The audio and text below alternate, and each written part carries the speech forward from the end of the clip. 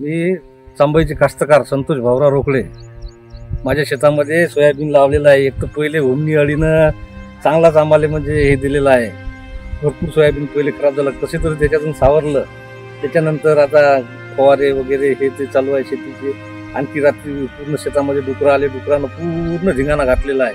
तसे चांगले चांगले सोयाबीन उपटून फेकले साहेब, काहीच नाही दिसत राहिलं. हे पूर्ण काहीच नाही ठेवलं या डुकरानं, सर्व सोयाबीन हे पूर्ण उपटून टाकलेलं आहे. आणि कसं तरी मी आता ते कास्तकार म्हटल्यावर पैशाची काही व्यवस्था वगैरे नसते. इकडून तिकडून आणून लाव करावं लागते. खत बियाणे पूर्ण महाग झालेले आहे, मजुरी लावावं लागते. नांगरणी आहे, डवरणी आहे, उखरणी आहे.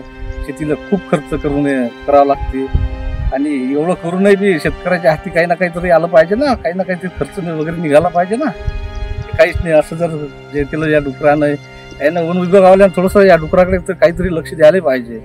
कास्तकाराची काही ना काही मदत करायला पाहिजे.